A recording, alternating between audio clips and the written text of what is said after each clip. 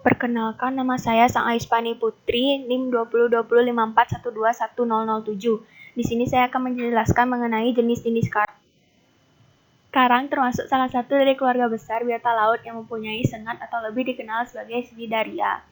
Cnidaria dibagi menjadi dua, yaitu hidrozoa dan anthozoa yang merupakan biota-biota yang mempunyai skeleton dalam tubuhnya.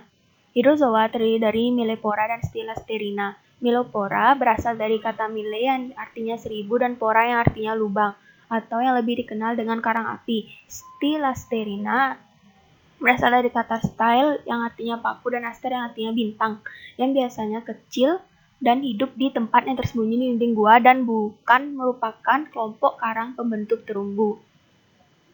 Berikut saya akan menjelaskan mengenai bentuk-bentuk koralid pada koloni karang. Yang pertama ada Mendroid, yang kedua Hypnoporoid, yang ketiga Plocoid, yang keempat Pachyloid, yang kelima Ceroid, yang keenam Flabello, Mendroid, yang ketujuh Flabellate, yang kedelapan Dendroid. Setelah itu ada bentuk-bentuk percabangan koloni dan radial koralid dari marga Acropora.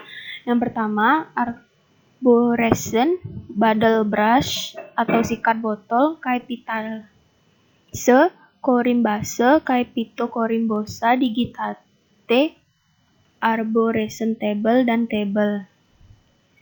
Karena ada banyak sekali karang di Indonesia, maka berikut beberapa contoh karang, yaitu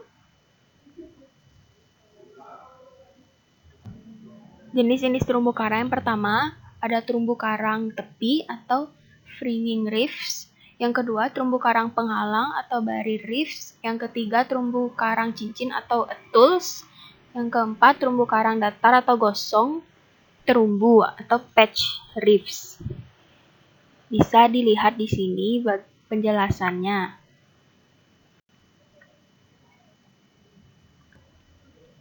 Beberapa jenis karang dan contohnya. Yang pertama, suku Acroporidae. Ketiga marga, yaitu Acropora, Anacropora, dan Montifora, merupakan ciri yang hampir sama, yaitu koralid kecil tanpa kolumella, serta sederhana dan tidak mempunyai struktur tertentu, dan koralid dibentuk secara ekstratentakuler. Yang contoh dari suku Acroporidae yaitu ada Acropora aspera, di mana memiliki warna coklat gelap atau keabu-abuan, dan jenis yang mirip yaitu Acropora millepora, Acropora pulchra. Keduanya mempunyai radial koralid yang hampir sama, dan distribusinya mudah dijumpai di seluruh perairan di Indonesia. Biasanya ada di sekitar Tubir.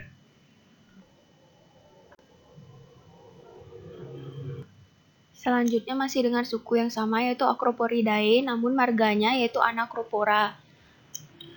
Anacropora bentuk percabangannya itu arborescent atau caspitosa, tidak mempunyai axial koralid, radial koralid, hampir semuanya berbentuk tenggelam atau setengah tenggelam.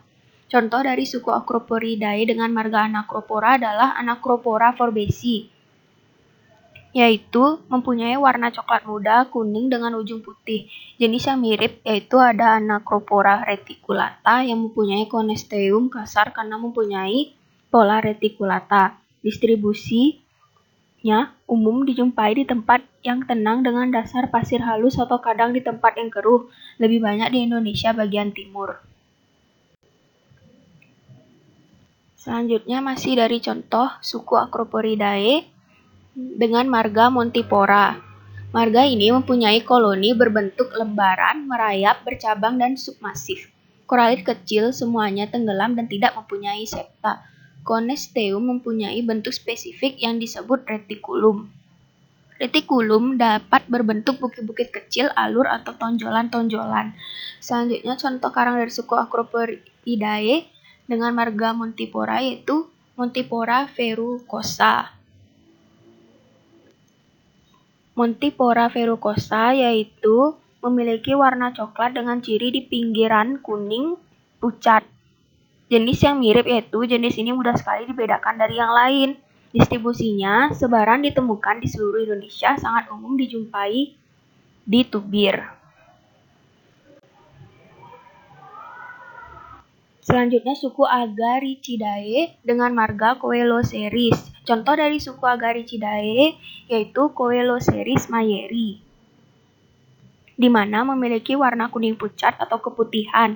Jenis yang mirip, yaitu jenis ini mudah dibedakan dari yang lain. Hati-hati dengan Side rastrea dan Pavona.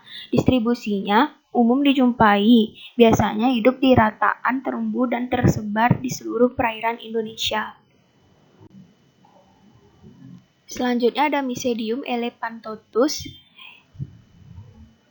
yaitu terumbu karang ini memiliki ciri-ciri koralid laminat, tentakel hanya muncul atau terdapat pada malam hari saja, dan Coenestrum tidak mengalami pembintikan.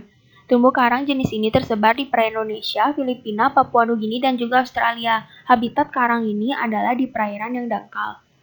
Yang kedua yaitu ada Ossipora lacera,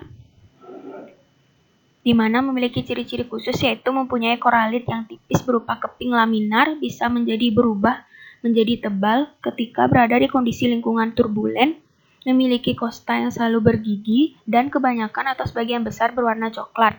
Keberadaan karang ini dapat kita jumpai di seluruh perairan Indonesia, Filipina, Papua Nugini, dan juga Australia.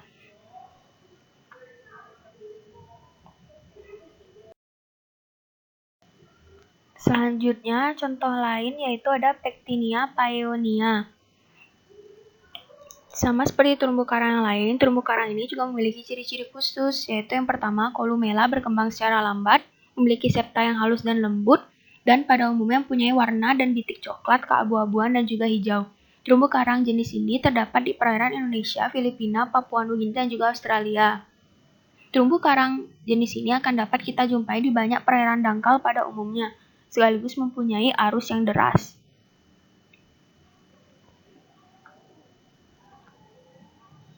Selanjutnya ada Galacea fascicularis, yaitu jenis terumbu karang ini tersebar di wilayah perairan Indonesia, Filipina, Papua Nugini, dan juga Australia, sama seperti Pectinia paeonia.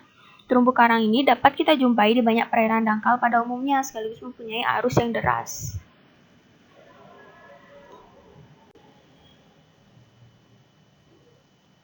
Dan contoh yang terakhir yaitu ada Lobophilia corymbosa. Jenis terumbu karang ini tersebar di wilayah perairan Indonesia, Jepang, Solomon, Tanzania, Filipina, Papua Nugini, dan juga Australia. Sama seperti Pectinia paeonia, terumbu karang ini dapat kita jumpai di reef slope bagian atas. Sekian penjelasan saya mengenai jenis-jenis karang. Mohon maaf jika ada kesalahan kata. Terima kasih.